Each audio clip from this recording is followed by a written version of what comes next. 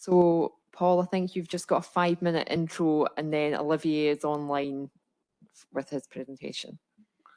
Right, so there's some slides that were in Only Office. If you're happy to share them, yeah, cool. So all of these slides will be available as well, so I'll try and blast through them as quickly as I can. No worries. Okay, cool.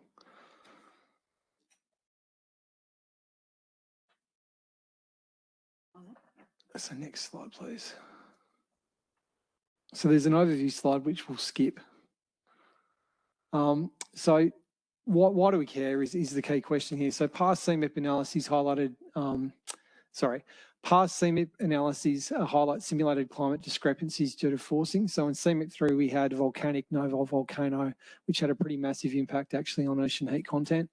In CMIP5, the stratospheric aerosol optical depth corrections, basically missing 21st century volcanoes, also led to some pretty big discrepancies between observations and model simulations.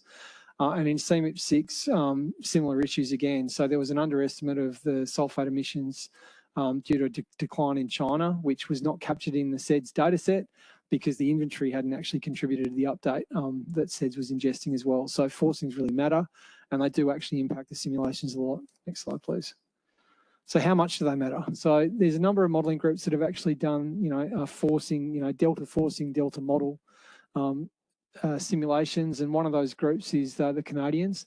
And so they actually ran their CAN ESM5 model, their CMIP6 era model, with both the CMIP6 collection of forcing datasets and the CMIP5 collection of forcing datasets. And what you see in the top panel there is the difference between the forcings in a single model. And so the take home is on the left-hand panel, that A, that's the global mean surface air temperature. And the delta, if you look at the forcings and the model responses, is of order about 0.2 of a degree Celsius. It's pretty big, actually. This is just a forcing difference. And then on the right-hand side, there's a sea ice delta. In the bottom, you've got the difference keeping the same forcing, but different model configurations. So the CAN ASM5, their CMIP6 model, versus the CAN ASM2, which is the CMIP5 model. And the delta is bigger, actually, than what we saw just with the forcing change at the top. So the take home is that forcing matters. In the next slides, we've then got NCAR's CSM2. And similar kind of situation again, the delta between forcing and between the models is equivalent, same kind of magnitude, 0.2 in a global mean surface air temperature. So forcing really matters. In the case of E3SM, the E3SM V2 versus E3SM V3, they've been developing these two models with the same forcing, the same 6 era forcing, and again, it's pretty different. And the magnitude here is between 0.3 to 0.6. So the take home here again is that the forcing really does have a pretty big impact on what the simulations look like at the end. Next slide, please.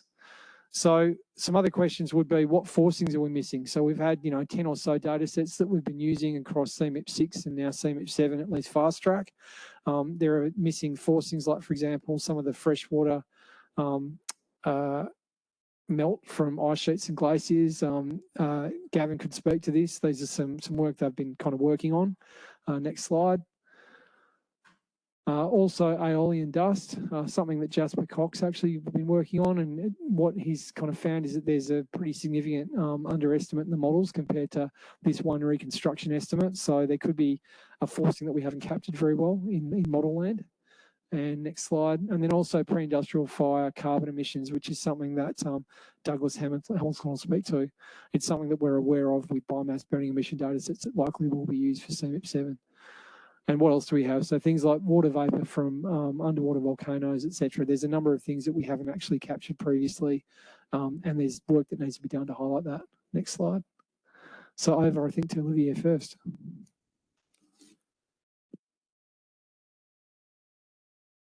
Thank you, Paul. My screen now. Can you hear me all right? Yes, can you hear me? Yes, we see your slides. And can you hear me outside?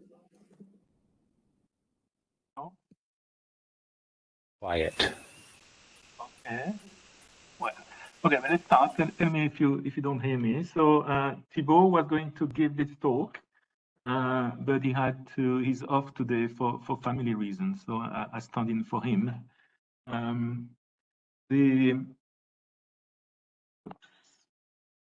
Yeah, here we go. I cannot agree more with Paul that false things do matter. And just as a matter of introduction, I'd like to remind you that CMIP objective is really to standardize experiments so we can better compare the models, improve our understanding, and so on. And that, of course, means we want to standardize the forcings. But because we have the same forcing terms, doesn't mean we have the same radiative forcings, because there is a lot of model processes in between, including radiative transfer, but not only. So we often don't end up with the same radiative forcings in our simulations. So the mitigation measures we can take is first to really document how we implement things. And there is a lot of nuts and bolts here. I mean, the details do matter. And then, of course, we want to document the forcing outcomes from the models, and that's the objective of IFMIP, and we've put more of that in the deck. So here we want to share a few lessons that we've learned from CMIP6, and we did write that in a paper which we published in James in 2020. So I will go through a number of snapshots of what we did with the IPSL CM6 models, and then I will end up with a few issues that we had in the model that we didn't realize. So that's another few lessons. So the IPSL CM6 models, that's the atmospheric model, the ocean model NEMO, the continental surface Orchideon. You've got forcings in all three components, but I will really focus on the atmosphere here. Of course, that doesn't mean that the other forcings aren't important, and there are new forcings for the ocean now with the water input. But going back to the atmosphere, in the IPSL model, we run with concentration-driven aerosols, and I think the rationale is that we've never been convinced that the benefit of having interactive aerosols was outweighing the computational cost. So we do compute aerosols, and we do prescribe ozone and stratospheric aerosols as well. In most of the simulations, of course, we have ICM-MIP simulations where these things are interactive. But in most of the other MIPs, we do have prescribed aerosols, so we need to be extra careful on how we do this. And it occurs to us that if you well, you start with monthly mean emissions. That's what CMIP is providing, and if you don't want to have step changes every month, you need to interpolate between the months. But if you do that just from the monthly mean, and then you compute some concentrations, and then you again average these concentrations into monthly concentrations, and then you interpolate again in your final simulations, then you've smoothed out the seasonal cycle quite a lot. So we wanted to have like a continuous field, no step change when you change month, but at the same time we wanted to preserve the monthly emissions from CMIP. So we've done that, and that's been an improvement that we implemented for CMIP by relying on the Cheng and Zweers algorithm, which basically you correct the monthly mean, so that after interpolation, after linear interpolation across the year, then you still preserve the monthly mean. And we had to modify, of course, the algorithms to make sure that we don't have negative emissions. But that's all documented in the paper, and before that was a useful improvement. You may remember CMIP6 time, and it all was rushed. Everything was really rushed, and hopefully this time it will be better with the IPO and all the task team who are doing a wonderful job. But then the forcing came quite late, so and we were also late preparing the model. So we had to prepare the forcings when the climate model wasn't yet frozen. So we had to rely on an atmosphere-only version of the model, for which we didn't have boundary conditions, and we wanted the boundary conditions to be as consistent as possible with the new model and the new scenarios. So for that, well, of course, for the historical, we could use the SST on sea ice cover from input from MIP, but for the SSPs, we didn't have that. So we went back to IPSL CM5, so the CMIP5 runs, but we had to project the RCP scenarios onto the SSP scenarios to get some boundary conditions that made sense, and we've done that through bias correction and the linear interpolation, and we've done that for the boundary conditions, but of the atmosphere, but also for the chemistry, especially the oxidants when it came to running the gas phase chemistry associated with the aerosol scheme.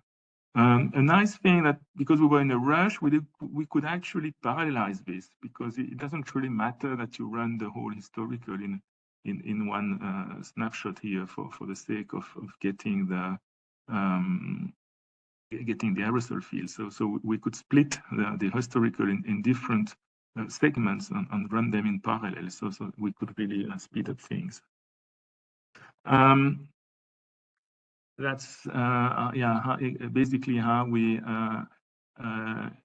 interpolated the oxidant fields from the RCP onto the SSP, and we basically did that by looking at the 2100 radiative forcing and scaling things relative to that, which of course is imperfect because we have a little bit more complex scenarios in SSP with overshoots and so on.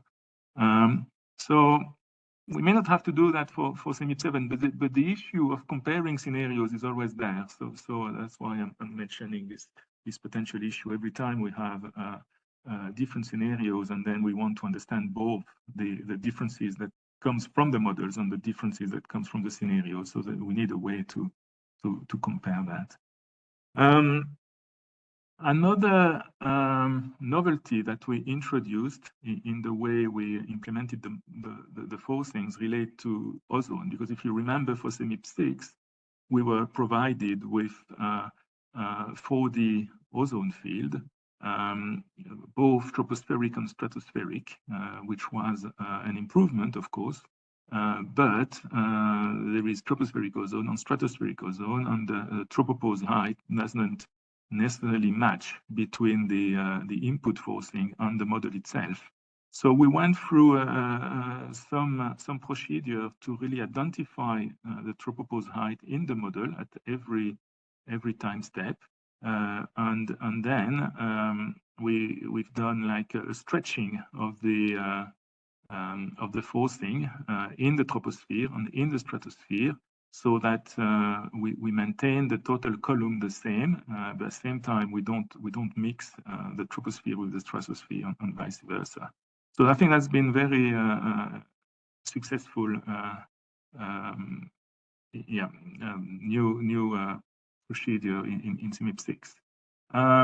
When it comes to stratospheric aerosols, I've put a small inlet here. That was a little bit more complicated because we were providing with a stratospheric aerosol field, but it could extend below the tropopause, especially for the most recent period, which had some satellite observations. And we didn't want to double count the tropospheric aerosol, so we basically clipped the field below the tropopause, but at the same time we're missing stratospheric aerosols that are sedimenting into the troposphere because they're not in our tropospheric aerosol model, and then they ignore here as well. So I think there is no perfect solution here, but that maybe was the least worst one.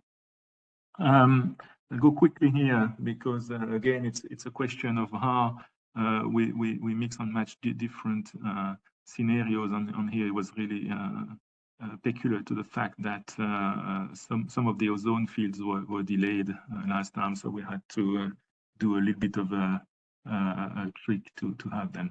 I think it's more important to spend a bit of time here on the issues that we had, and we only found them afterwards. And there were basically two issues. The first one is that we ended up with an effective radiative forcing for aerosol-clad interactions that was really on the low side. And the reason for that, because it wasn't the case in the standard atmospheric model, and it only appeared at the very end of the process. And that's because in a climate model, we now undergo a systematic tuning process. And the goal of the process is really to match a number of emerging features in the present day climate. So we set up a number of targets, and we want these targets to be within some tolerance interval, like the global budget, the cloud radiative forcing, SSTs, and things like that. But the historical warming trend wasn't really, isn't a tuning target. But by tuning some of the cloud parameters within some interval, that resulted into an overly impact on the aerosol cloud effective radiative forcing, and we didn't notice that at first. So we had to live with it. It ended up that the model was maybe warming a bit too much, or for some members were warming about right. But I think for next time we'll have to be a little bit more careful and maybe restrict the range of some of these cloud parameters, or maybe add the aerosol cloud interaction radiative forcing as a tuning parameter with some tolerance level. The other issue that we found out only a couple of years ago was that we had a far too weak methane radiative forcing and a too high N2O radiative forcing, at least when we compare with reference benchmark calculations from ETMINAN.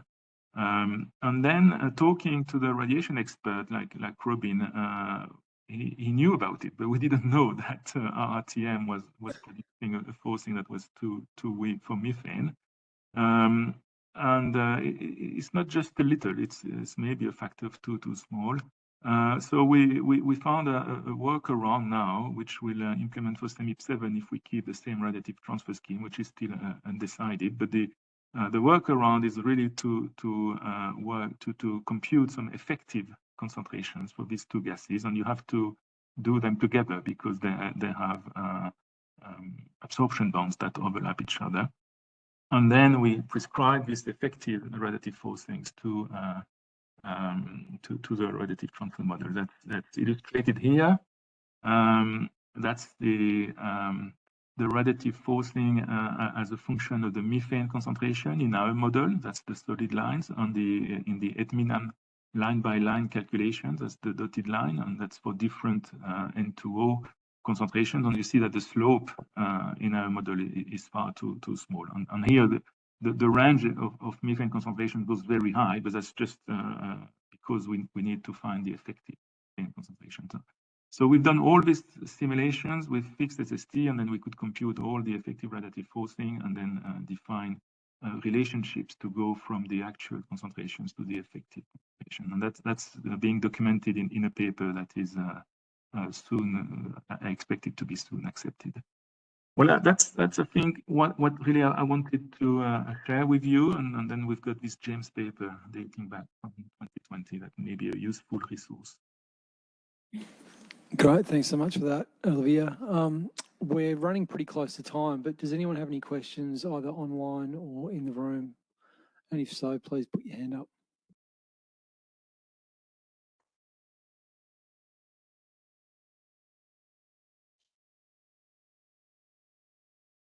Gavin, did you want to speak? That the RRTM issue is a little concerning because a lot of different models use that same package. So is that true? Are all of them underestimating the methane forcing? I would think so. Could I just make a quick comment there? I think the issue is only in the shortwave, isn't it? The methane. I'm just looking back at the 2020 paper where I talked about this. The methane forcing is underestimated in the shortwave by quite a bit, and the nitrous oxide forcing is 0 in the shortwave. But I think in the long wave, the methane forcing isn't too bad. It's a little bit underestimated in future, but the past climates are not so good. Looking at the plots. So, Olivia, we're having a bit of trouble with your audio. Hang on for a second. Okay, sorry. No, my understanding is that it's underestimated in the long wave as well. Not that, if I remember the figure you pointed to me in your paper. I can share that. And is this only specific to IPSL model, RTMG implementation in the IPSL, or would it be, would it affect other models as well that use RTMG? It would affect all the models using the rather old version of RTM. So I wouldn't know for the more recent versions.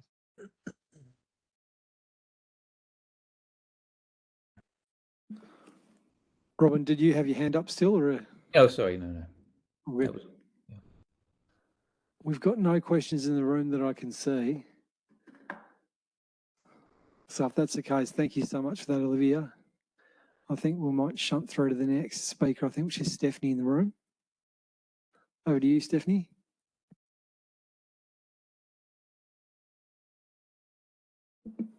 All right, thank you for the introduction. I am going to talk about the simple plumes parameterization today. And it's really an example of how to identify and recommend a forcing data set, even though this data set was never actually fully recommended for use. So it's really to steer discussions. And I would really like to start off here because with just saying what it was originally designed for and what it is. So simple plumes is really for inducing an aerosol effect in models that is fairly simple in the sense that we use mathematical functions to mimic the spatial and temporal distribution of them. It's really the optical properties that we're using here. So you have vertical extinction profiles that you can sum up to the AOD fields, the aerosol optical depths, and it also comes with a perturbation factor for the CDNC to induce a Toomey effect or aerosol cloud interactions in more general terms. Now in the horizontal, there are rotated Gaussian functions that are used to approximate the spatial distribution of the aerosol optical fields. In the vertical, it's a simple beta function.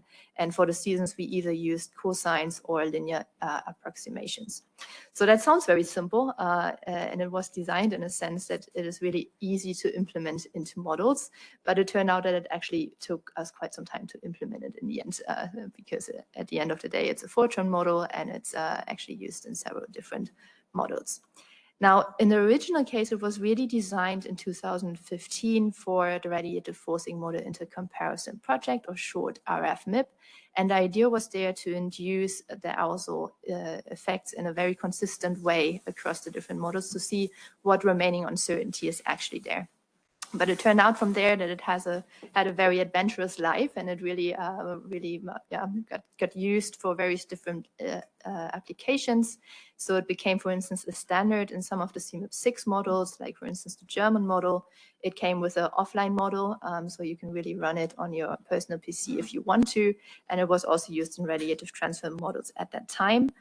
A few years later, it was also used in regional climate models. And after that, we even moved to climate predictions. We have used it in a different MIP, which was called COVID MIP, to really identify what the implication of the reduced emissions during the pandemic were for climate. And we did use it now or the idea is to use it for CMIP7 because people have actually requested new forcing data for CMIP7. And I also got requests for actually producing data for timescales which are well beyond CMIP, so really out further into the future, which I promised I might look into once the fast track is done. So this is where we stand now 10 years later. And why is it actually that simple plumes was so successful? Just to say, there's also going to be something which we call desert dust plumes, but why was it actually so successful? The idea there was really to have something that is flexible, so you can use it in various different models for different resolutions and different time periods without actually doing anything for the boundary data. So there was no regridding, there was nothing to do. So once it's implemented, you can just use one file, which is very small, and this one file is so small you can really send it via email. So we wouldn't even need input from MIPS for actually distributing that. And it's easily changeable. So it comes with an offline driver, which means that you can really generate your own forcing data if you wanted to, if you know how to do it. It's fairly easy to implement if you know how Fortran works and you need a NetCDF library, then it's actually fairly straightforward, and it's really independent of the model grid, the orography, the time and the wavelength. So the parameterization is really doing it internally already, nothing for you to do on the side. It is computationally fast because of the plumes. It's really quite simple in that sense.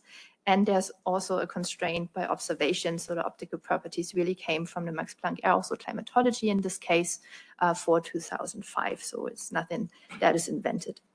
Now, what does it look like? The spatial pattern for 2005 is shown here. And you also see with the triangles and the circles where the plume centers were actually put. So these are the only regions, so to speak, where we had to decide what aerosol optical information we use. And from there, the mathematical functions are producing the pattern that you see here. And over time, so when we think about going into the past or into the future for the scenarios, we're really using the emissions of SO2 and NH3 to scale it. And I show you here one example for the scenarios for CMIP7, where we really fairly quickly were able to produce this data set for everybody to use. Now, I would like to briefly talk about RFMIP itself, because this was really the idea why we had simple plumes produced. And it was really about understanding where models are different and why they differ. And to look into this, I show you here on the left-hand side the original ERF estimates for anthropogenic aerosols, where most of the models use their own specific anthropogenic aerosol representation. So it might be fully interactive, going from emissions to depositions all the way, or they use their own climatologies. And on the other side, you see RFMIP SP-Air, where we unified the parameterization with MAC version 2 simple plumes. And without looking into the details, you can already see that the patterns are fairly similar. The global mean is slightly smaller with the unified parameterization, minus 0.6 compared to -1 in CMIP6 in a more broader sense. And the models that are participating here, just to give a little bit of an overview, are 5 different ones. So it's an ensemble of 5 for SP-Air. Now, when we unify the parameterization of anthropogenic aerosols, the forcing becomes more similar, but, and that's a very important but, they do not become identical. And that's something that we measured here with the model-to-model standard deviation, which is maybe halved compared to the original parameterization. You could interpret this in the sense that even if we would know exactly what the aerosol optical properties would be and what the effect on the clouds are, we still have model internal variability that is influencing our forcing. So it's not going to be identical. We then used it to try to understand where the differences might come from. On the top row, you see the results in 2 models where we had the parameterization for anthropogenic aerosols unified, and at the bottom, the same models with their own original parameterization. And what came out here quite surprisingly is that some of the models are actually having a positive direct radiative effect. So it's something that we wouldn't really expect. And it turned out that it had to do with fairly strong aerosol absorption, either because the fraction of natural aerosol absorption was too small, or the anthropogenic aerosols themselves were too absorbing. The cloud mediative effects are shown here on this slide. Again, the same configuration. So at the top, you have the unified parameterization. At the bottom, the results from the original parameterizations from the models. On the top left, it's only for the aerosol cloud interactions, the TUMI effect, whereas on the right-hand side, we also allow the clouds to adjust.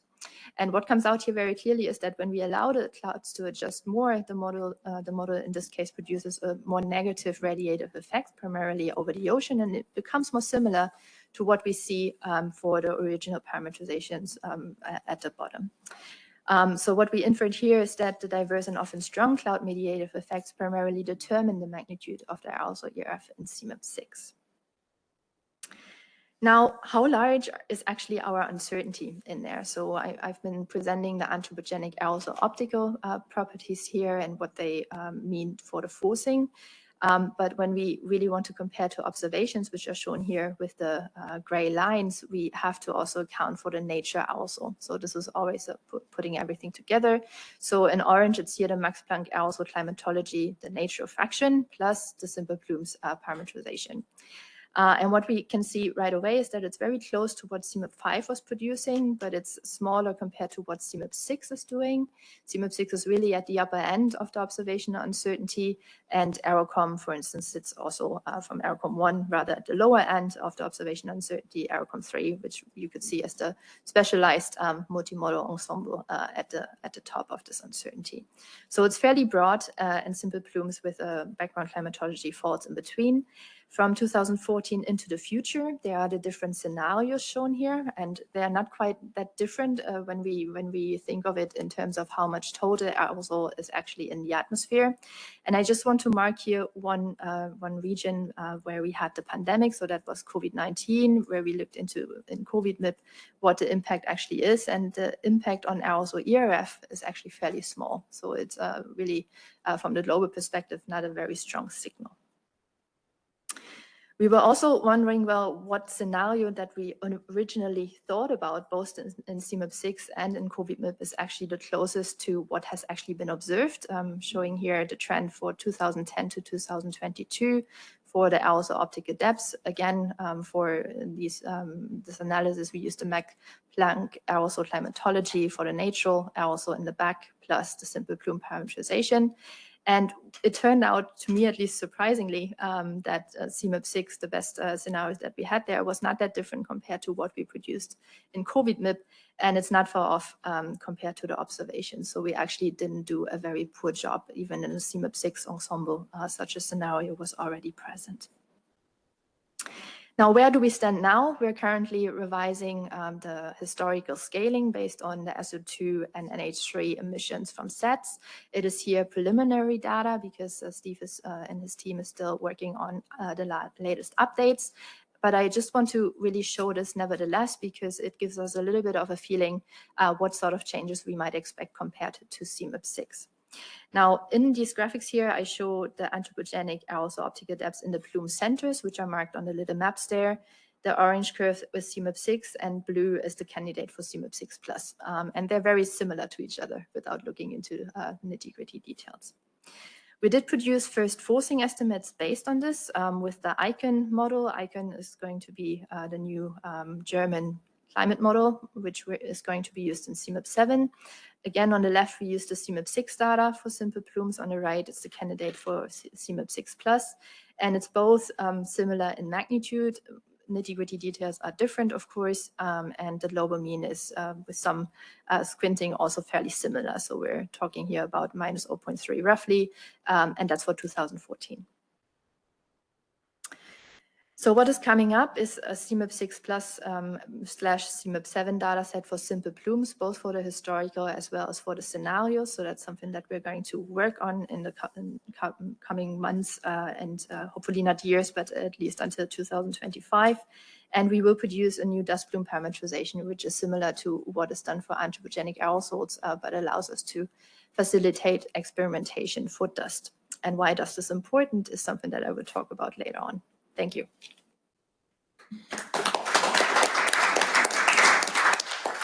Great, thanks, Stephanie. So any questions either online or in the room, feel free to raise your hand, Chris. Thanks very much, Stephanie. So sort of two questions. First one is, I never really understood why the aerosol cloud interaction ERF was less negative in the simple plumes version of the models compared to the interactive aerosol versions. And the second one was probably about CMIP7 and whether there are many models left that sort of don't have interactive aerosol schemes. Right. Yeah, thanks for that question. So for simple plumes, it is really a simplistic, like it's called simple representation of what the aerosol would do for the clouds. You couldn't easily tune it up or down, and I've been publishing on this, that there are ways to produce a stronger signal with it. But for this framework, we decided it would be that. So it's currently unknown. Yeah, so it's not something that is out of, say, the range that we might think is plausible, but it's smaller compared to what most of the CMIP models are producing, that's for sure.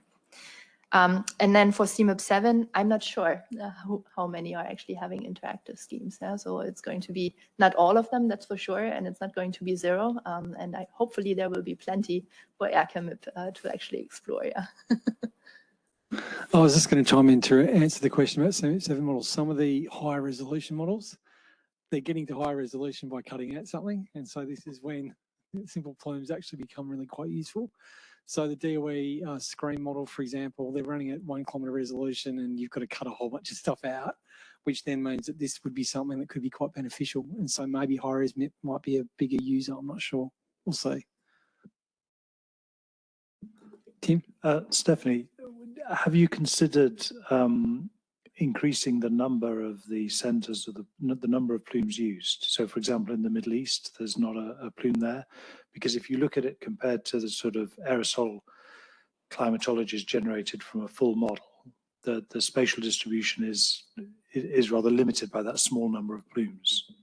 Yeah, that's a good point. So you could imagine that you want to have more granularity in the spatial pattern for sure, but we don't really have the time right now to do that. But maybe if after the fast track is coming, we could revisit that if it's needed. Because I would worry about using a very, very low resolution spatial data set in a very high resolution model. It does seem not a good modeling choice, really, somehow. Yeah, maybe I should also stress it was never really designed for that purpose. Yeah, so it was really taking its own life, and of course I'm happy to help, but it might be worthwhile to revisit it if we have time and money. Yeah. Yeah, all good points. Thank you very much. And I don't think we've got any online questions, so we might surge ahead in the agenda. So the next toggle actually was forcing data sets that we don't currently resolve or have processes that resolve.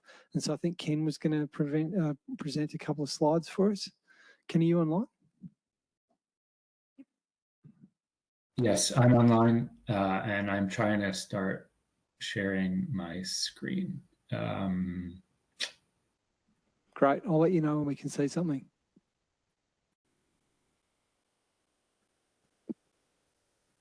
And we've got you, and we're in, oh no, I don't think we're in presenter mode yet. And we are now. Off you go. There you go. Thanks. Okay. Hi. So I actually just want to take 1 minute before, or 30 seconds before I start talking about freshwater forcing from the ice sheets to highlight that I am one of the chief editors of Earth System Science Data, ESSD.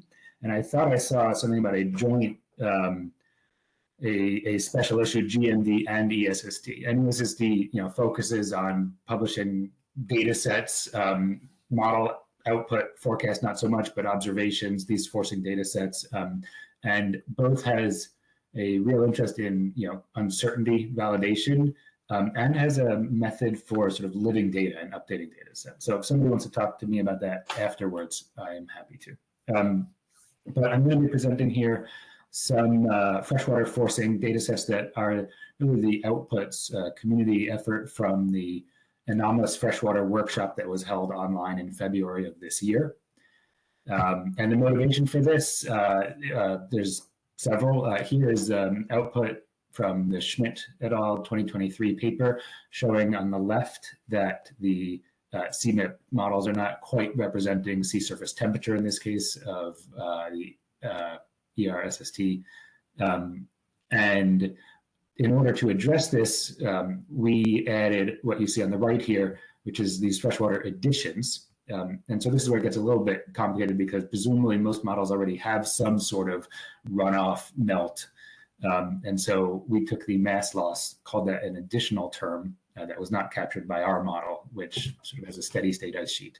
And some of the limitations here is this is a single model. This paper is a single model. There's a limited treatment of heat, and we spread all of this additional forcing around Antarctica and Greenland at the surface. But the outcome was a slightly better impacts on regional sea level rise and sea ice concentration around Greenland and Antarctica.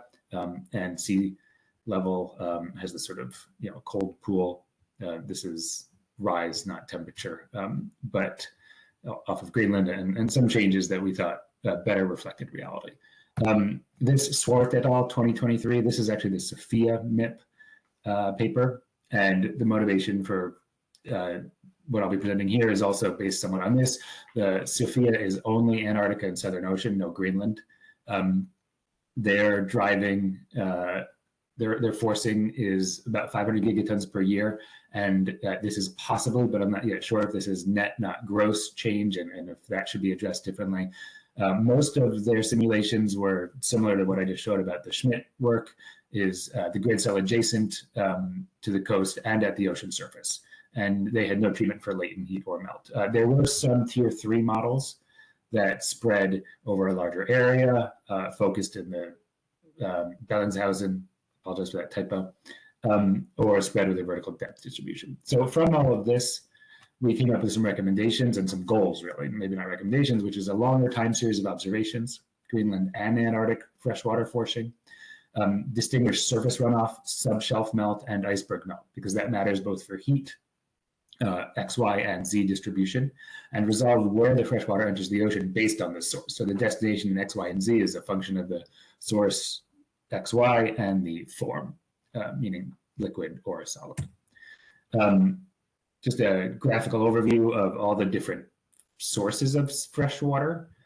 So, you have frontal advance, retreat, subshelf melting, subglacial discharge, basal melting under the grounded ice, iceberg melting. And what we are looking at are these terms. So we don't have grounding line retreat in we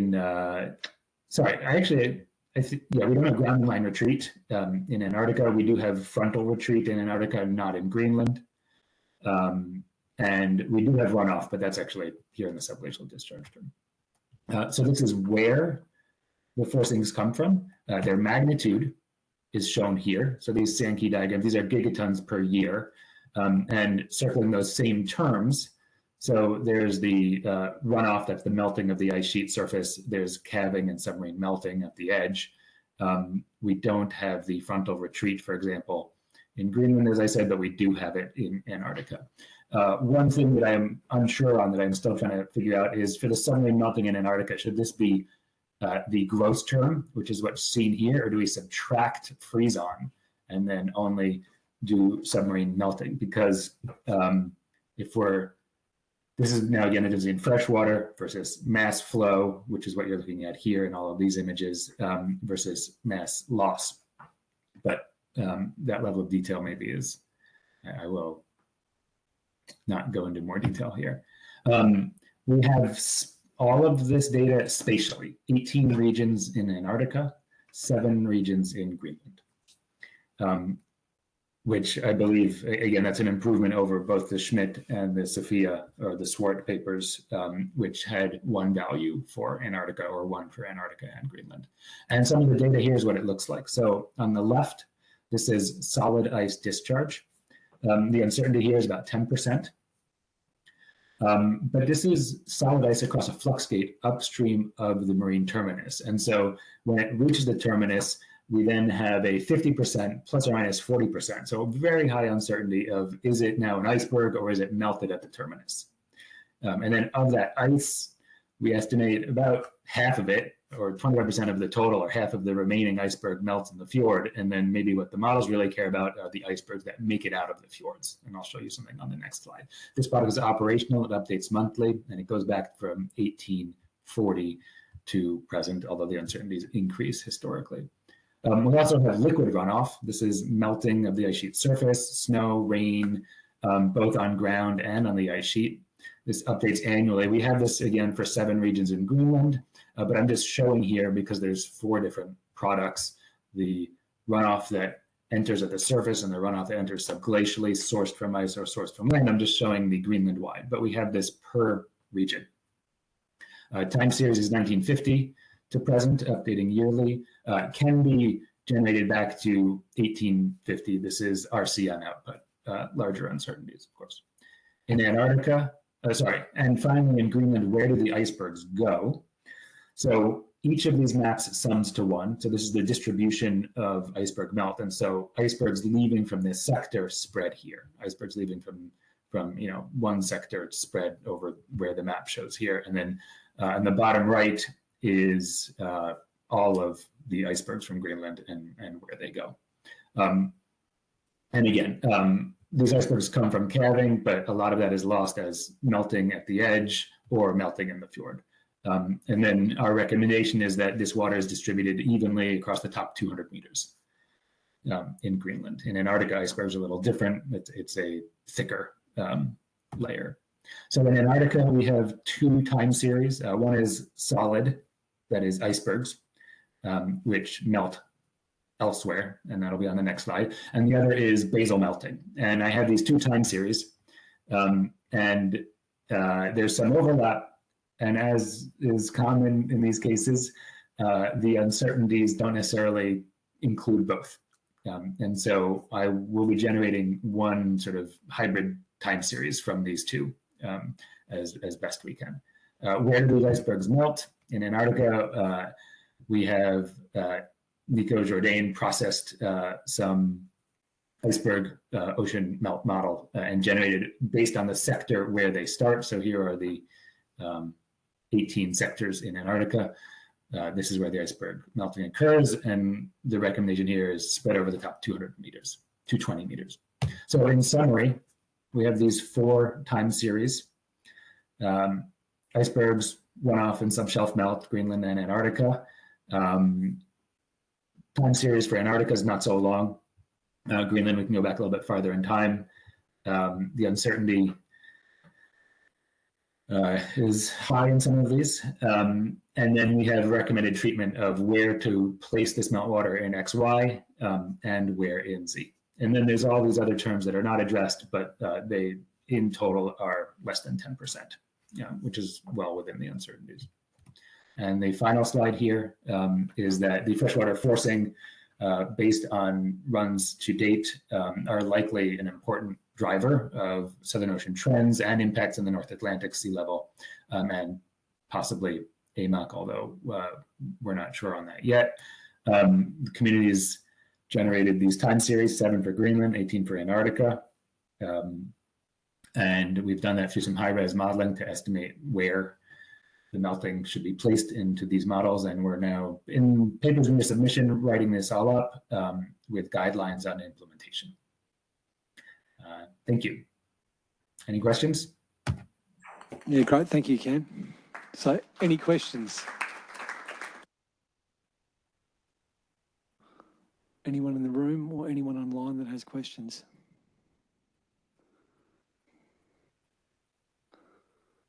Okay, great. Email me if you have any. So Barbara's actually got a question, sorry.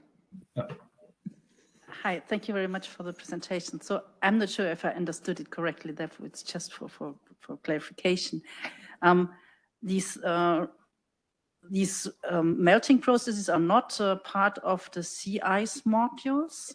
So I would think that it's very important to have them interactively modeled in the system. But I do not know much about it, so maybe can explain. So I apologize then for not maybe giving a broader intro. These sources of freshwater are from land ice. And so in many models now, at the moment, there's not a coupled, fully dynamic coupled ice sheet. Often there's a snow model. And so some of the runoff that I showed may already be in the model. But the ice sheets generally don't have icebergs or have ice shelves with melting. And that is the source here. Sea ice is completely separate in the models usually. And I didn't discuss that at all, except on this fjord, sorry, on this slide, where I do have this sea ice melt in fjords. And so that's where, every spring, let's say, there may be a freshwater pulse as all the sea ice in the fjord melts. But I don't even know what the scale of that is, but likely small compared to the, gigatons per year of runoff and iceberg calving that occurs. Runoff in Greenland, limited runoff in Antarctica because it's always cold, but there they have the sub-shelf melt. I hope that clarifies. That's great, thank you. There was a question from John Dunn. John, did you want to grab the mic? I can read it from the also from the chat. Sure, so if you're happy to answer that question, it was a question about how do these estimates relate to the sea level rise estimates in AR6? Yeah, so I am not sure off the top of my head. I can get back to you on that. I do know in AR6, the ice sheets were offline.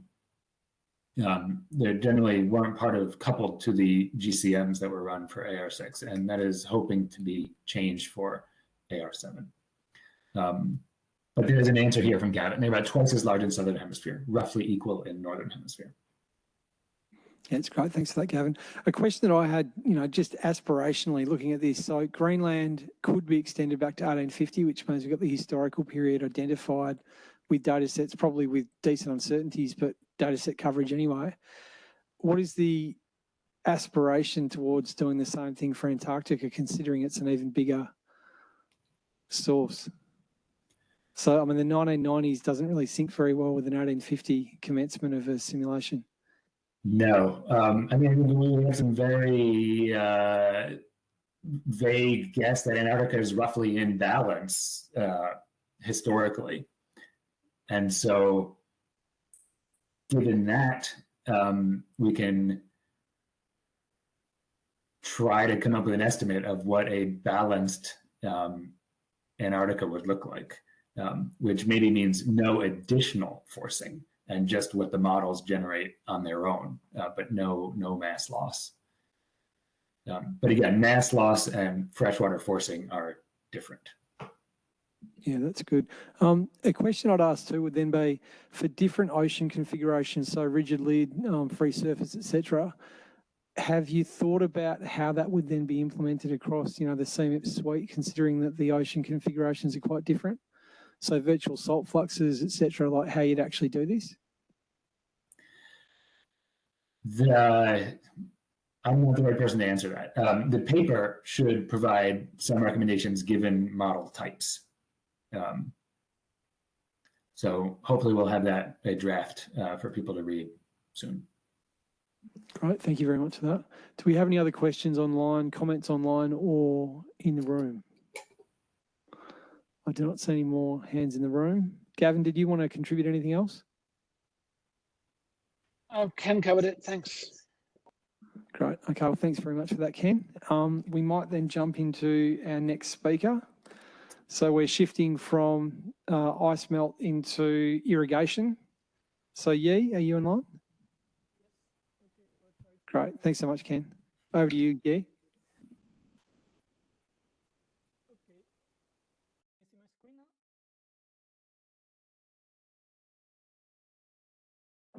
We can't hear you very loudly. If you were able to turn up your mic a bit, that might help. We're going to try and turn up the volume. Okay, how about this? That's better. Okay. Great, Thank you. thank you. Thank you. And you can see my slides, right? Yes, we can, perfectly. Okay, thank you. Yeah, good afternoon, and thanks for the opportunity to present our work. Today, I want to talk about the groundwater irrigation, mainly about its implementations in the models, also the challenges and recommendations if we want to include it as a forcing in CMIP7. Okay. Yeah, so currently, there's only one widely used global data set about the groundwater for irrigation. So the author, based on the census data set, and also they tried, and also some remote sensing data set, they tried to generate two maps about area equipped for groundwater irrigation and the area equipped for surface water irrigation. And if we compare these two areas, we can find that in many places over the central USA, as well as in India, in East China, actually groundwater irrigation plays a quite important role. In many of these places, I think more than 80% of the area equipped for irrigation is irrigated by groundwater. And before going to talk about how do we include as a forcing, I think it's very important to see how irrigation and groundwater irrigation is implemented in models. So under the framework of CMIP, we have two groups of models. One is soil moisture-based irrigation module, and another one group of models, they apply irrigation based on external forcings. So for soil moisture-based modules, this group we have CSM2, EPSL, E3SM, and NOR-ESM. And for the second group, we have NASA GIS model and the CMIP7. And quite a lot of them have already implemented groundwater withdrawal for irrigation. So these are the models in black here. But how they implemented groundwater withdrawal is also different. For example, the CSM2, they would firstly try to meet the irrigation demand by surface water. If the demand cannot be met by only surface water, then the rest of the demand will be withdrawn from groundwater. But other three models, they would firstly divide the demand into two parts: the demand for groundwater and the demand for surface water. So firstly, I'll take an example of E3SM. So as you can see here, the land model, they will firstly calculate the irrigation demand, and this is calculated based on soil moisture. And then based on parameter, they will divide the water demand into groundwater demand and surface water demand. And this parameter actually is calibrated based on sensors data about surface water and groundwater used for irrigation. Another example is in the EPSL. So in their newly developed irrigation module, they firstly they define the root zone, and then based on the soil moisture deficit, they will calculate the demand.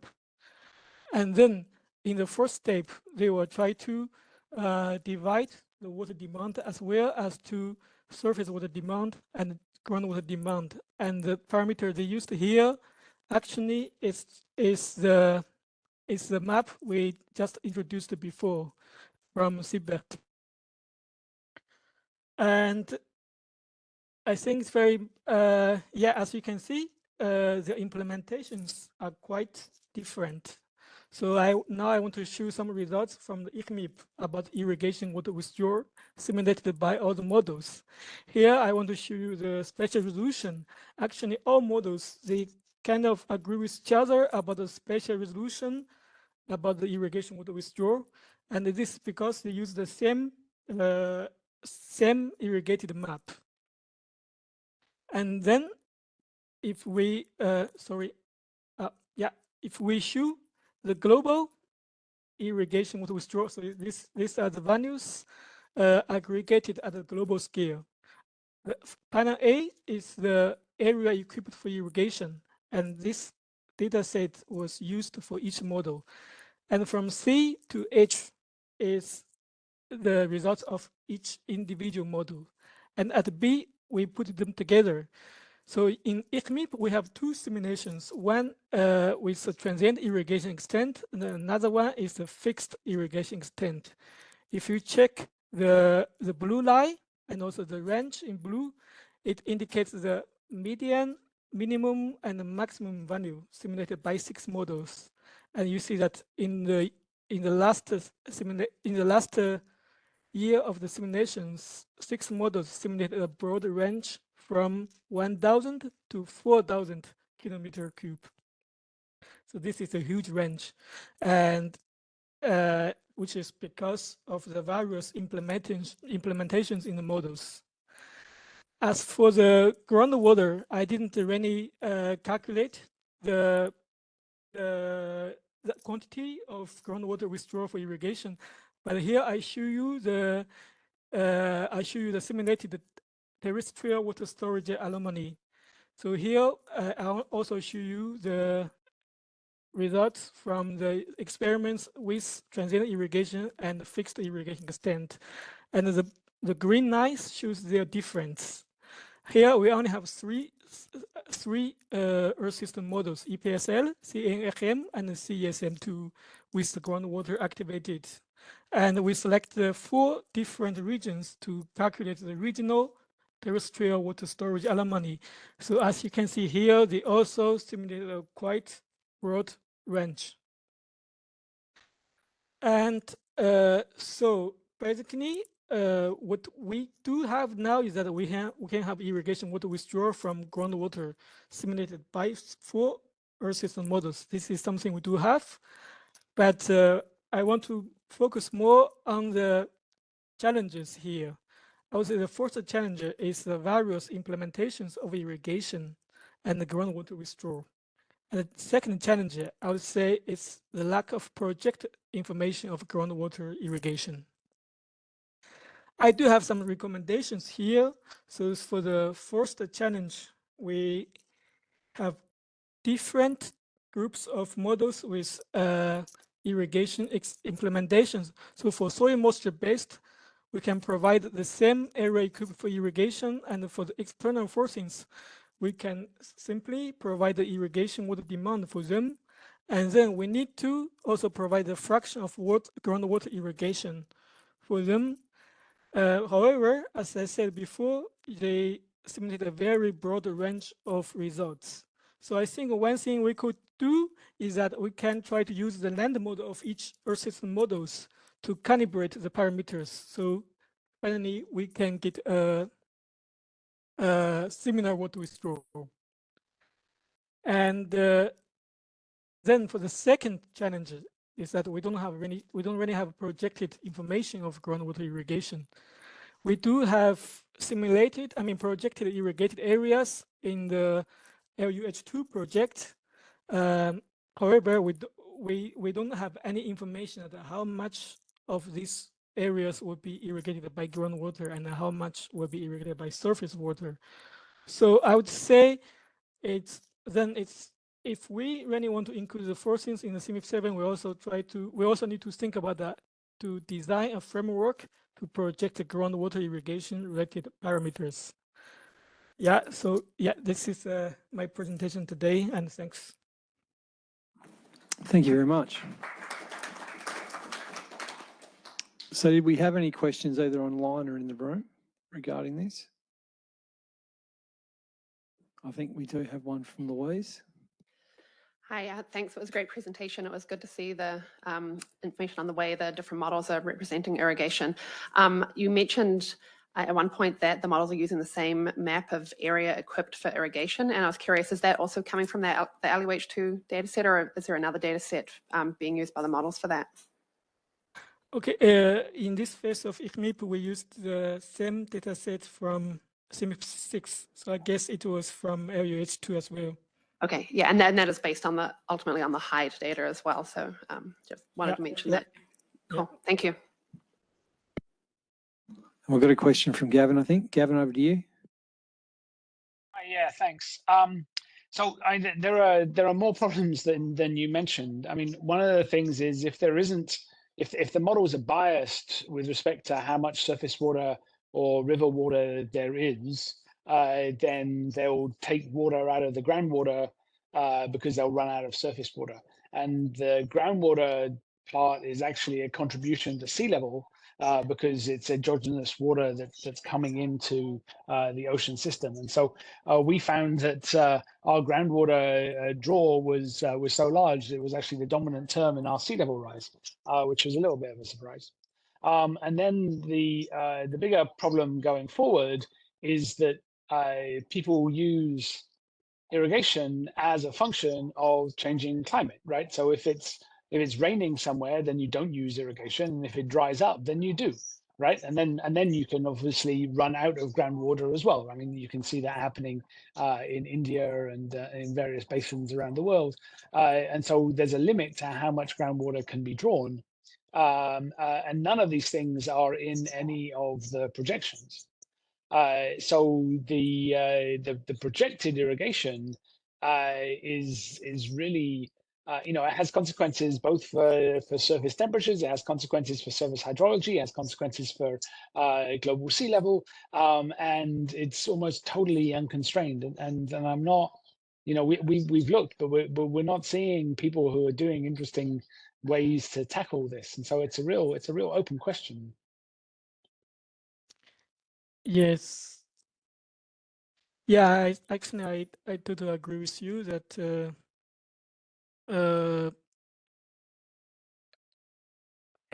I have to say that in the simulations, I do observe a lot of problem regarding the groundwater constraints. I don't think any model really have a very explicit representation of groundwater. So I would say most of the models, they are not able really to constrain the groundwater withdrawal based on the water table or something. And there's definitely no project information for that.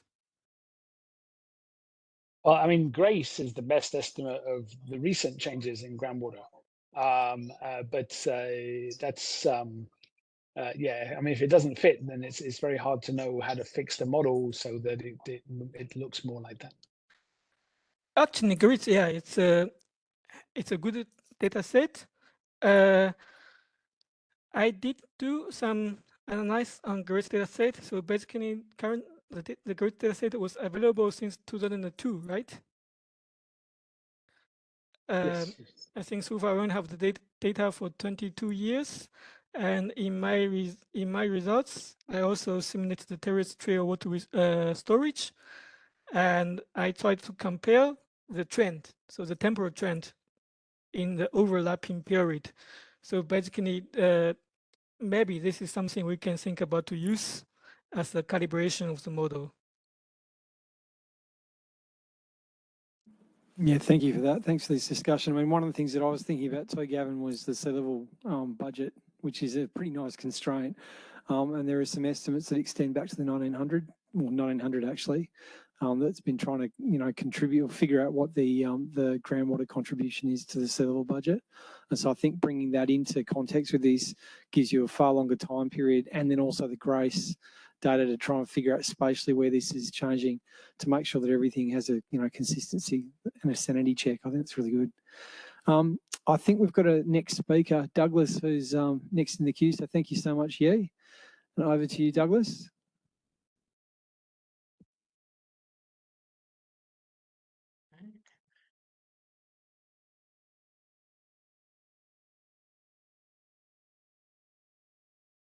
And we can see your slides that's now in slideshow mode. So off to you.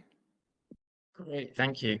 Well, thank you for inviting me to come and talk today. Already we've heard how forcings are important, and hopefully by the end of this, I'll convince you that fire forcings are particularly important. Lots of people to thank, but in particular, I want to thank students past, Jessica Wan, and current Noah Lagori-Bills, whose work I'm going to show as part of today's presentation. So it's going to be broken into two, focusing on trajectories of past emissions. So that's over the historical period up until today, and then from today out to the end of the 21st century. So starting with historical emissions, we can ask the question, have global and Northern Hemisphere fires increased or decreased over a historical period? What we're looking at here in the bottom left is a range of different estimates of pre-industrial carbonaceous aerosol fire emissions that exist. We have the CMIP7, which is pretty similar, just a little bit less than present day in terms of the emission total for carbon for aerosols. So that gives you an indication of the change over time as well. Less than that, we have Aerocom, which gives a smaller emission budget. And then we have two models. We have the SimFire Blaze model and the LM Fire model. And roughly, SimFire Blaze is producing about twice as much carbon emissions from fires in the pre-industrial CMIP6, and then LM Fire is producing twice as much again as SimFire Blaze. I'll point out that LM Fire is the only fire model that exists currently, which is actually specifically designed to model pre-industrial fires. So that's a large range. We've got a very large uncertainty here in the emissions of global fires in the past, and each one of those different colors in the bars is represented by the region in which those emissions are coming from in the top map. So there's also a spatial distribution uncertainty as well as total magnitude uncertainty here. So which one is right is the question that we should be asking, or which one we think is closer to truth. And for that, we need to turn to proxy records.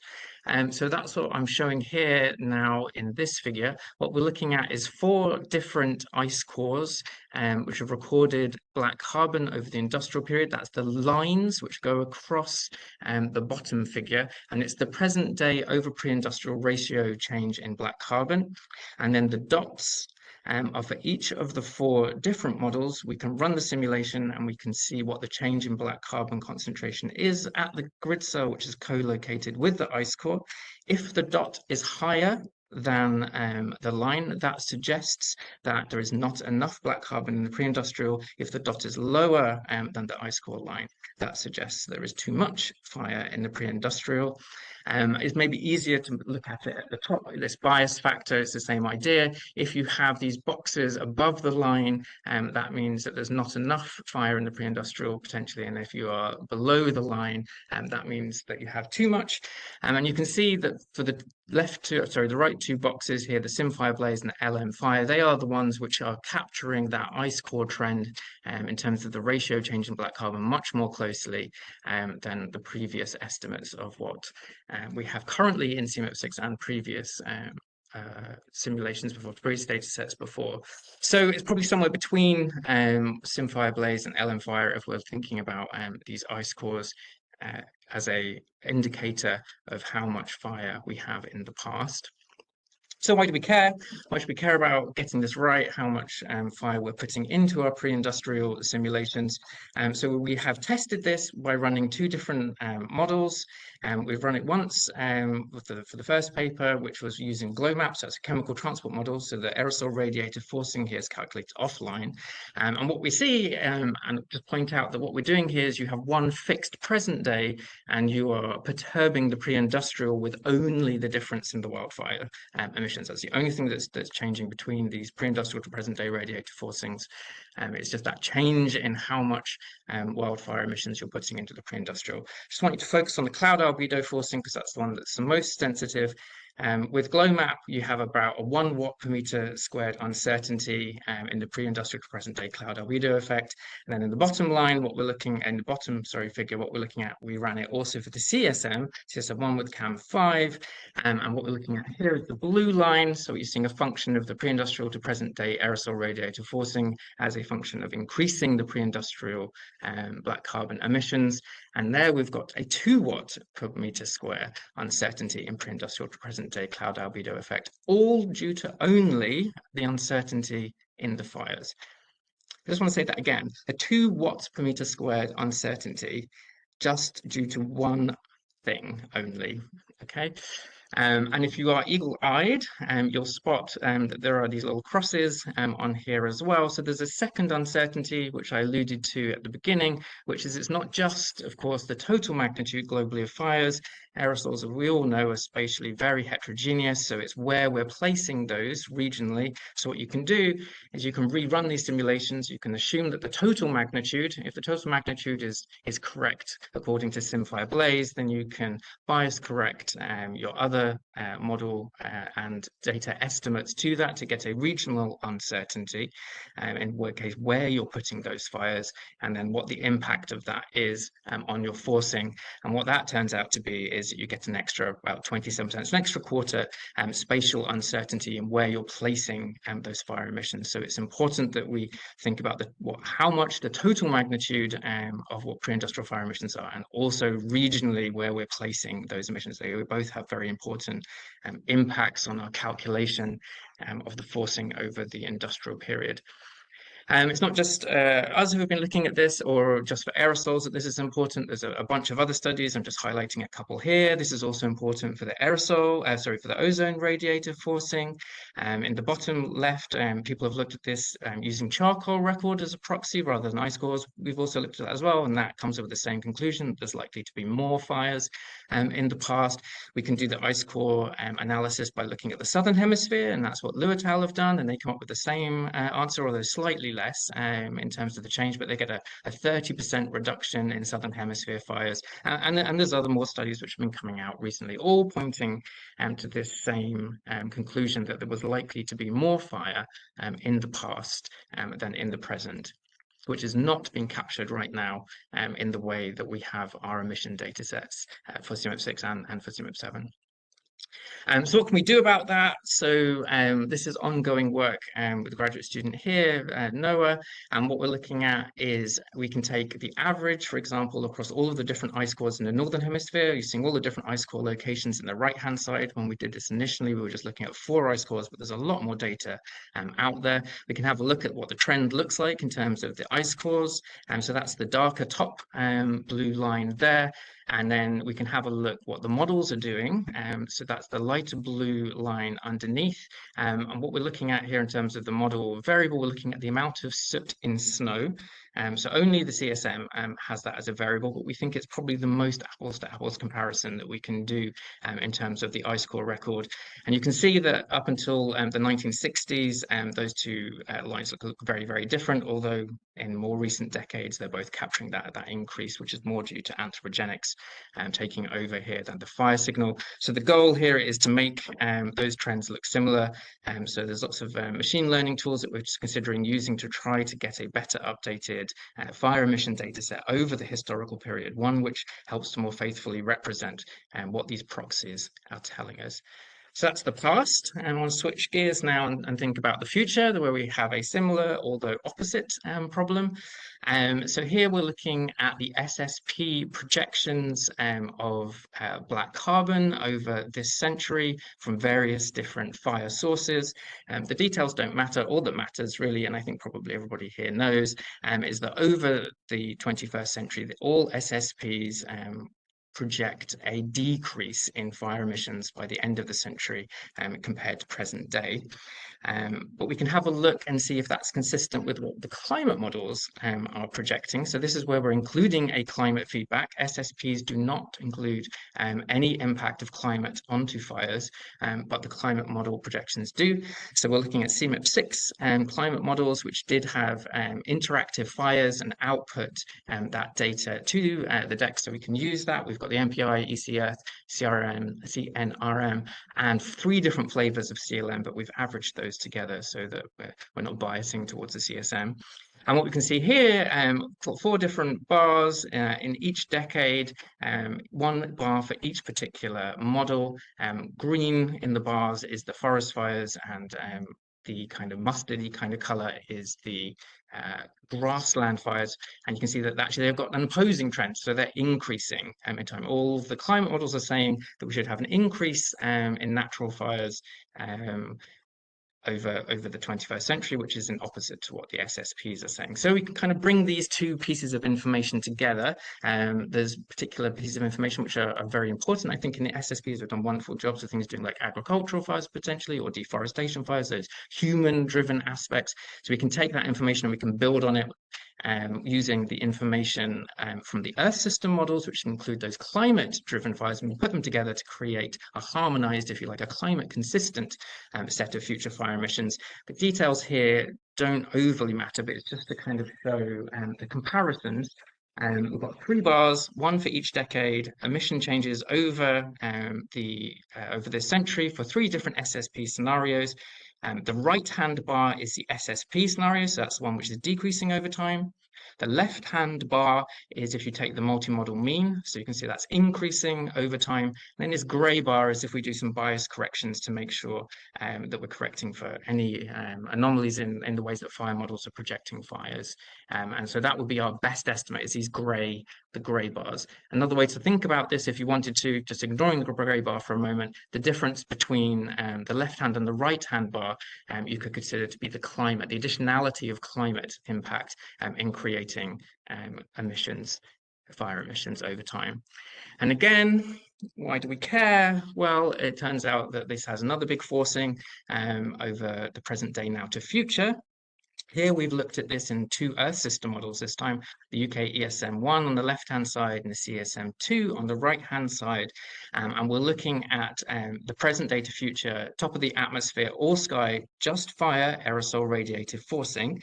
You can see for the CSM2 that we have a large forcing, a large cooling over this century due to that increase in fires. But UK ESM basically doesn't have any forcing. So this is why I think it's important to do this potentially in a MIP as well, because although that these two models were forced with exactly the same emission trajectories, they're getting very, very different results. So we have this additional uncertainty that the model structure is also playing a large part. It's not just how climate may be increasing fire emissions, it's the way in which models then impact that change in fire emissions in terms of the forcing. Is important for us to understand as well. And unfortunately, maybe that just means, yes, we do need another MIP. So takeaways, the trends, past and future fire emission trajectories are uncertain. However, the trends are possibly opposite to what is currently in CMIP, and the aerosol radiated forcing is sensitive to both fire emissions and model structure uncertainties. This was quite a whistle-stop tour because I realize there's a lot of details here. I welcome any detailed questions, or you're happy to reach out to me to ask more details, and I'll be more than happy to continue the conversation.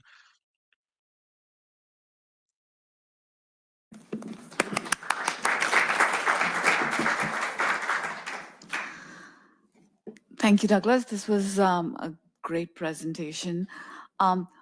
Question which I may have missed the details on that, but what is the driver of the underestimate or the underestimate of the trends in BC emissions from fires?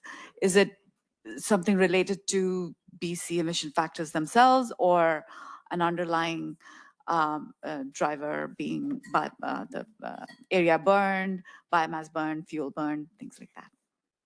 Yeah, so it's a different driver depending on which particular period you're looking for. Over the historical era, so from pre-industrial to present day, and the real driver is passive and active fire suppression. So the impact of humans on the landscape in ways that we've fragmented that landscape, or we've deforested areas for burning, particularly in North America. So that's an active or passive human element. And for the future, it's the climate, it's the additionality of climate. So as we're warming up the climate, you get more fire ignitions, fuel is drying out, it's getting more flammable, we're having more lightning, we're getting larger, more severe fires. As we know, I guess just from general looking out the window, really, particularly if you're like me in America.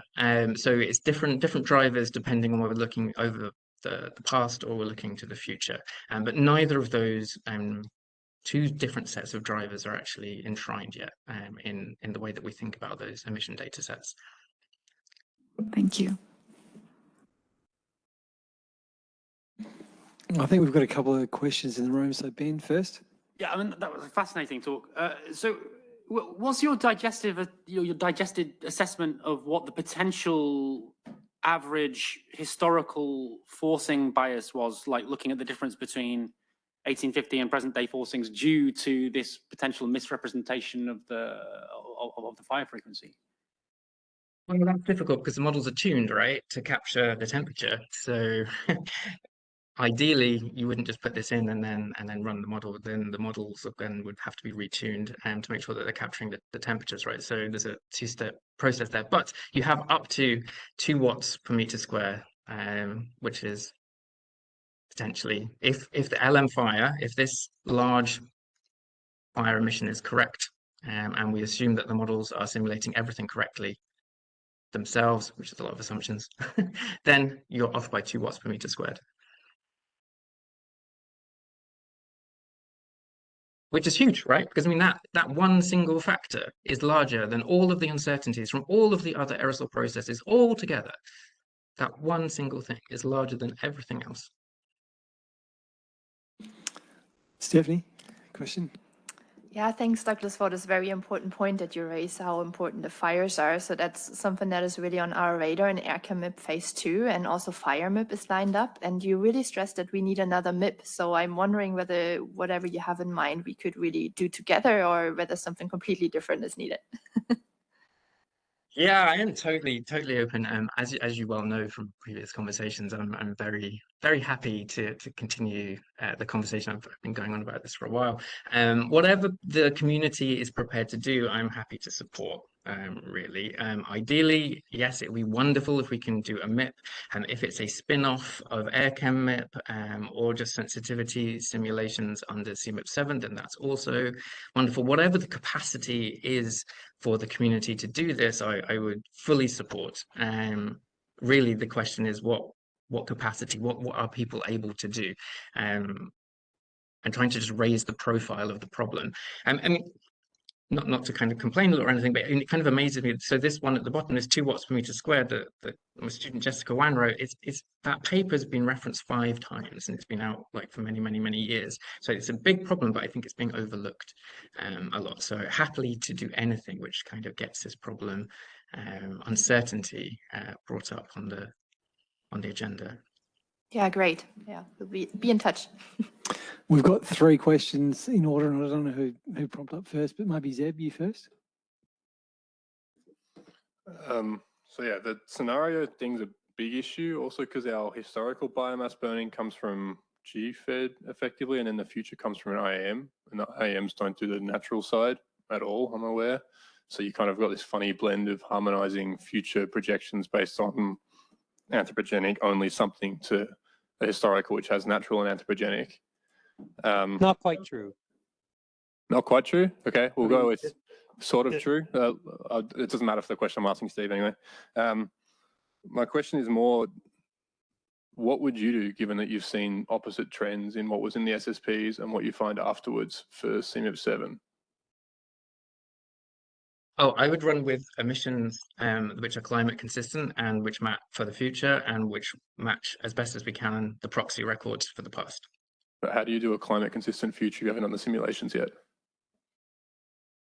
Yeah, so this is what I'm showing here. So we're taking the CMIP6 fire modeling estimates, which have got that climate feedback into it. So they actually put up the data, although the models, the CMIP6 models themselves are run by offline fire data sets, they also have their interactive fire models just working in the background. So they're creating emissions, although it's not actually they're decoupled from the atmosphere, they're not going anywhere. But you can use that information still. It's telling you what the climate is doing in terms of changing those fire emissions. So you can harmonize that and you can fold that in to what's being done in the SSPs, and to create a more realistic, shall we say, or robust kind of version of what's going to happen in the future, which does account for the ways in which increasing temperature, changes to precipitation, changes to CO2 fertilization, all these kinds of things.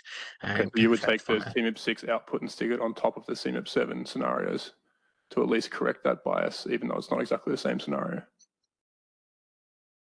So CMIP7, well, it depends what you're using for CMIP7. I actually don't know what you're using for CMIP7. You can't put it on top. Some things get swapped out.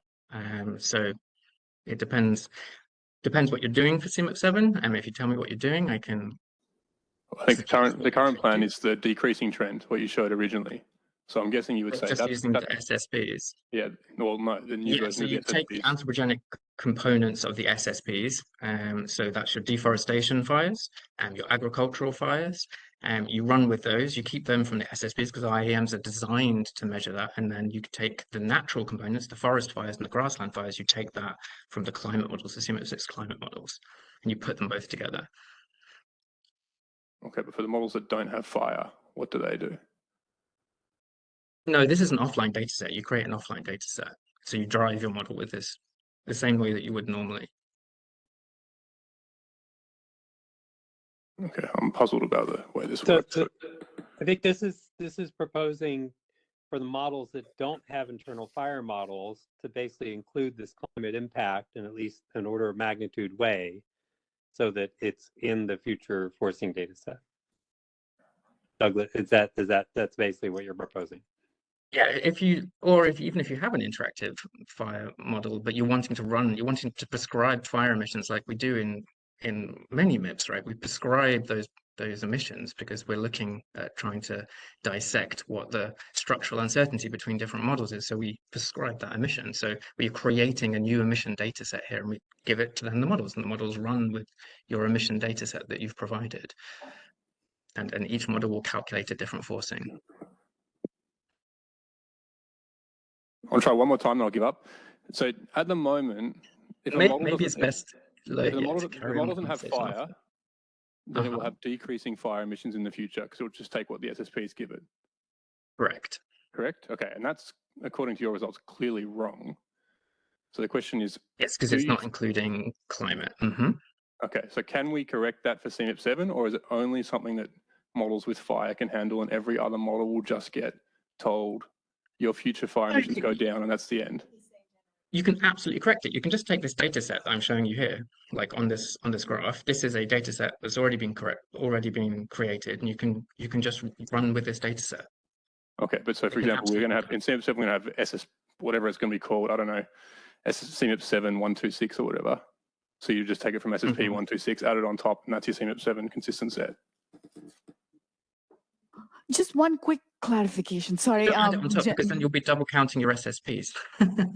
So you're swapping it out. Douglas, one very quick clarification. In this climate model projections, these 4 models, do they have fire emissions for BC or for CO2, which is then scaled to get BC? Yeah, so you're right, it's CO2, and then you return that back to biomass burned, and then you use the correct emission factors based on the PFTs. So the normal emission factors that we use when generating fire emission data sets. So you have a per PFT emission factor for BC, for OC, for whatever species you want. So you can create, no matter what your model uses in terms of its emissions, you can make the data set. We've got 2 more hands up here. One is Matt, who seemed really eager, banging his, and Jane as well. Matt, did you want to jump in on this, or is Jane's question first? I can follow up a little bit on this statement. So hi, Douglas, Jane Mulcahy from the Met Office. Yeah, so I really think this is great. And I think what you're proposing is probably definitely an advantage or an improvement on maybe what we have at the moment in the SSPs. And I'll show a little something similar after the coffee break. Word of caution, though, if you don't have the coupled interactions, they are important for the emissions. So, you know, so that coupling to the composition back to the vegetation state has a really big impact on the emissions. So that we need to address that in some form as well. So just a word of a caution there in terms of what you're showing here isn't the ideal solution either. That wasn't actually my question. My question was actually, I was interested obviously in your UKSM versus CESM, CSM comparison, I think on your last slide. And I was wondering, so I'm not clear on what your experimental design here. It sounds like you've prescribed the exact same emissions in both setups, but what do you do? Okay, but what do you do for the optical properties? So I'm wondering, is some of this forcing difference coming from differences in the way the optical properties are prescribed versus just the emissions? But maybe it's just a point of clarification on that. Yes, I'm looping everything here into that problem of structural uncertainties. That absolutely contains one thing is optical properties. Yeah, there's differences in the way that the model is responding to that change in emissions is giving you that difference. Yeah. And there could be other things as well. I believe that there's a large cloud burn-off effect potentially in UK ESM1. We know that CSM2 is very sensitive to changes in aerosols in terms of the direct radiative forcing. So we're not doing any digging into here what those particular different structural differences are. We're just saying, hey, if you run the model with these exact same emission data sets, everything else is the same except for the fires, then you're going to get a very different answer depending on which model you use, which is why, of course, that's the strength of a MEP, to understand what that uncertainty is. So we were far too absorbing in UKSM1, so I'd say that's probably part of the signal you're seeing here. Yeah, that's really the cloud burn-off problem. Yeah. We have 2 more delegates. The first delegate from China, Matt, do you want to speak? Yeah, thanks. So just for those online, we have named badges basically here, placards. Yeah. No, I just wanted to translate sort of from Zeb's understanding to Douglas what my understanding is. So sorry, just to back up. My name is Matthew Giddon from EASA, and I did a lot of the processing on CMIP6 for this kind of data. So if I understand correctly, the proposal here is to say, okay, there are some burning sectors which are clearly human forced, whereas there are some which are much more strongly natural. And In both cases in CMIP6, we did very well. I can't speak for all the IAMs, but I can say I believe that most of the IAMs used very, very simple activity proxies. So we said for savanna burning, for example, we assume that correlates very strongly with savanna area, and that then whatever is the savanna area in the data set, we start from the current savanna burning emissions and move forward proportionally. So what I am translating then is that, okay, for the ones that are clearly anthropogenic, we still take those emissions from the IAMs, but for those that are strongly dominated by natural occurrence, that we basically remove those from the anthropogenic data set and instead use a natural scenario forcing data set generated from this data here. Is that fundamentally the proposal? Yeah. Okay. Yep. Yep. That's what we've done here. Yeah. And we have another delegate from Italy, Ben. Yeah. I think you make a very good case. This might be the least bad thing to do. It's worth noting that this is kind of isolating one particular climate impact. I mean, given that the IAMs are not representing any climate impacts and it represents all sorts of sectors, we're sort of like opening up the potential to retrofit climate impacts into the IAM output. And so therefore, the forcings which we get are no longer internally consistent. You know, the land use evolution is not consistent, which is simulated in the IAM, is no longer consistent with the fire frequency, which is in the forcing data set. And that, maybe that's okay, but we should note that that's what we're doing. Yes, it's not in any way, I'm not saying that this is a perfect, the only way to do it perfectly is you have to have a coupled fire model, right? And run with that. But if you want to isolate these things and you want to generate a emission data set, then this is one option of the way to do that. Yeah, and then I agree with what you're also saying, that you're kind of opening the door here, and potentially other sectors may also have their own mind, like dust, for example, may also then have questions around what does this mean for them as well. So yeah, there's more than just fires, and this will be potentially a question for as well. Yeah, maybe just very quickly. I mean, so on the one hand, we could have a static natural forcing data set, which is prescribed per SSP directly from this data. You could do one step better and try to say, what is the key driving variable in the scenario which correlates with this, and then scale it. So if we have the data set as provided and the key driving variable actually is savanna area, for example, you could say, what is the savanna area in that scenario, and then generate a specified data set for the CMIP7 scenario, MIP scenario, right? And so generated from this data. So there is some other ways we could think about doing it, but again, yeah, that takes work. Somebody has to do it.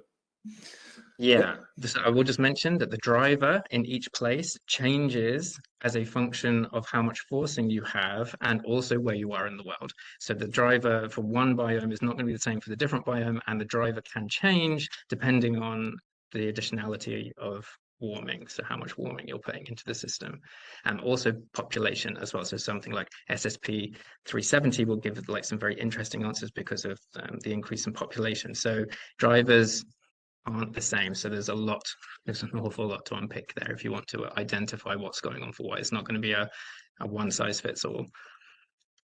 Just before we close up, John Fasillo's made some comments on the Google Doc. John, if you're online, did you want to chime in on this? I have my hand up too. Oh, and Steve does too, sorry. So John first and then Steve. If John wants to speak, actually.